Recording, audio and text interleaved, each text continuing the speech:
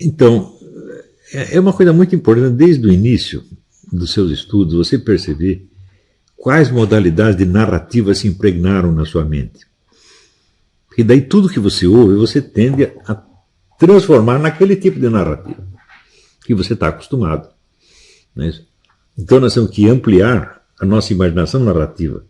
Não imaginação verbal, imaginação narrativa, ou seja, imaginar situações humanas diferentes. Né? Se você acostumou com meia dúzia, você vai ficar naquela meia dúzia o resto da sua vida. E tudo que você ouvir, você vai...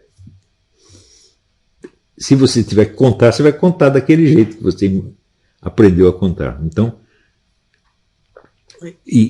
quando você vê o nosso jornalismo inteiro, o que é o jornalismo brasileiro? Assim, é uma narrativa no qual existe alguém da direita fazendo alguma sacanagem. É só isto.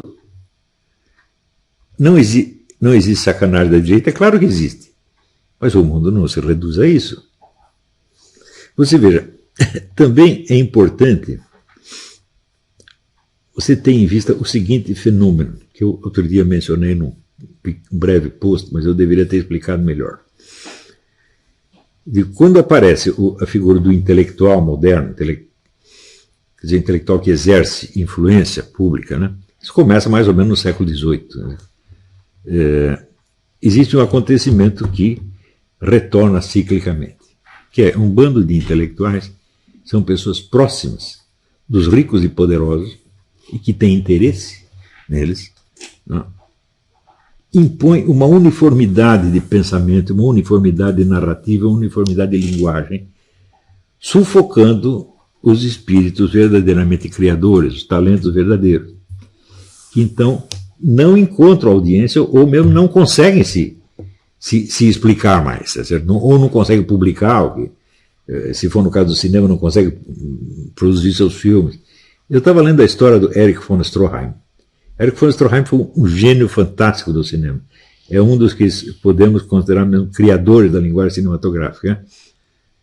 Só que o Stroheim era um artista de verdade. Ele estava interessado na vida humana, na percepção das realidades profundas e na expressão daquilo que ele, na profundidade da sua alma, ele percebia. E em volta dele só tinha dois tipos de pessoas: os que estavam interessados em fazer dinheiro e os que estavam interessados em fazer propaganda política para chegar ao poder. Esses são dois tipos, vamos dizer, de grupos que sufocam a criatividade.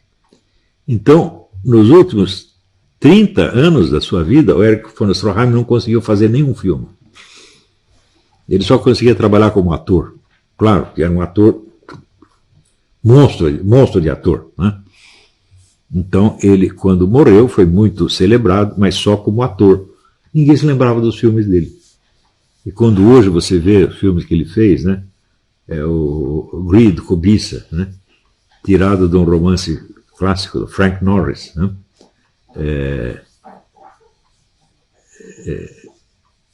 o filme começa assim, tem um personagem chamado McTeague, que trabalha numa mina, né, e o McTeague está empurrando um vagão e ele vê um passarinho caído no trilho. Ele para o carrinho, pega o passarinho, faz carinho no passarinho, dá um beijinho no passarinho. Né? Daí ele vai mostrar o passarinho para um colega dele. Né? O colega dá um tapa no passarinho, o passarinho sai voando. Daí o McTeague pega o colega e joga a montanha abaixo, assim, paf! Então você já pega. Na cena inicial você já percebeu o personagem, que é um contraste, ele é bom e mal ao mesmo tempo. Né? Na primeira, ou seja, então, e o filme mudo, não tem diálogo, não tem nada. Né? Ele fez esse filme, ele fez um outro filme que chama Os Maridos Cegos, né? História de um Corno. Fez o filme A Viúva Alegre, fez filmes maravilhosos. Mas todos os filmes eram muito carregados de sentido humano, espiritual, mais profundo. E os caras não gostavam disso, eles queriam um filme ou para fazer propaganda política, que nem o Eisenstein, né? Que é uma espécie de um sub-Stroheim, ou queriam fazer filme só para ganhar dinheiro. Né? Então você vê que logo no começo, por exemplo, aparece o Georges Méliès, que faz o filme sobre o Homem na Lua, que é um filme de diversão, né? Ficção científica e diversão, atrai multidões, né? E aparece o Eisenstein com aqueles filmes de propaganda comunista. E esses dois estilos ganharam o campo. E o Stroheim ficou, né, que era um homem que fazia o filme do conteúdo humano verdadeiro, né, ficou ali no meio, espremido entre esses dois, e logo acabou o espaço dele. E ele, quando morreu, né, ele chegou a ganhar até a Legião de Honra, a Legião d'Honneur da França, mas como ator, né? Se vocês veem o filme estrelado por ele, tem o filme do Billy Wilder, que chama Sunset Boulevard. É o filme de uma atriz louca que domina um roteirista, escraviza o roteirista, desempenhado, né? Os dois atores são fantásticos, mas tem o Erich von Stroheim, que faz o chofer da Madame. O chofer é melhor do que a Madame. Não, um ator fantástico. Mas morreu, evidentemente, frustrado, não conseguia fazer mais filme. E isso aconteceu com muita gente. Não é isso? E você pega no cinema,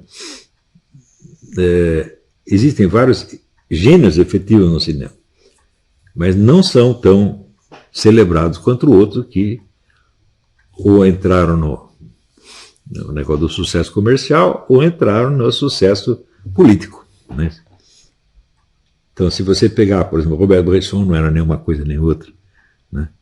E Robert Bresson fez um filme que é O Condenado à Morte Escapou, que é um filme que tem um personagem único, e a história toda é essa aí, quer dizer, o cara que está preso numa prisão nazista e que tramando para inventar um jeito de escapar, né? Dá a impressão que você vai dormir durante o filme, mas você não consegue desgrudar os olhos da tela. Também ele fez uma narrativa que é uma das mais difíceis, que é O Diário do Parco da Aldeia, tirado do romance do Jorge Bernanos, que é o personagem mais difícil, é um santo. E é um santo que não sabe que é santo. Entendeu? É um personagem dificílimo de fazer, e ele conseguiu fazer. Também, quando você vê, por exemplo, os primeiros filmes do Roberto Rossellini, como Roma, Cidade Aberta, em que ele inventa a narrativa rápida, onde os acontecimentos se sucedem uns aos outros, né? Que hoje em dia todo mundo sabe fazer, né? E você vê como ele fez e fez. Não fez para fazer propaganda política, nem para fazer dinheiro, mas fez porque aquilo era realmente o conteúdo da sua consciência, né? Então, aí que vocês vão perceber o que é o verdadeiro cinema, o que é o falso. O falso engana muito, muita gente gosta, claro, porque mesmo os cineastas falsos, eles não inventam nada. Eles pegam os recursos que os outros inventaram e copiam e adaptam às suas finalidades, né?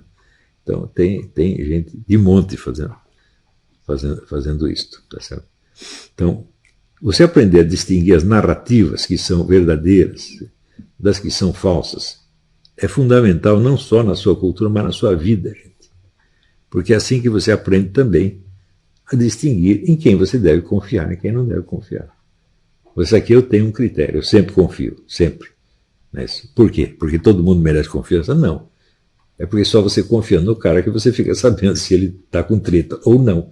Se você desconfia, você se defende, né? Então você vive fugindo.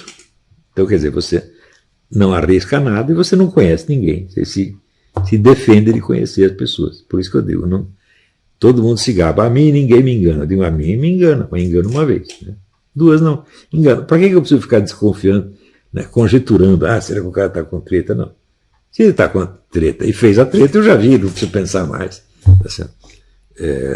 Então a pessoa pensa que eu sou ingênuo. Eu me deixo enganar uma vez, né? E as pessoas, quando fogem, né, do vigarista, elas nunca vão saber. Eles vão viver fechados dentro da sua desconfiança, que no fundo é o seu medo, é o medo de viver, né? Quer dizer, o medo de ser enganado é o medo de viver, né?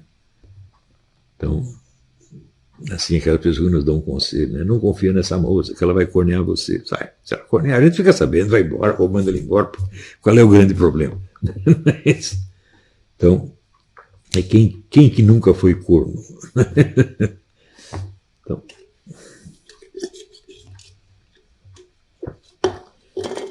Então, você apreender essas formas de o que é a narrativa autêntica, verdadeira, humana, e o que é apenas a cópia de procedimentos narrativos já criados anteriormente. Isso precisa aprender, gente. Não é isso? Então, o cinema é uma arte mais ou menos recente, mas o número de gênios que apareceu assim em poucas décadas é um negócio assombroso. Isso não aconteceu em arte nenhuma. No cinema apareceu logo 50, 60 gênios fantásticos. Né?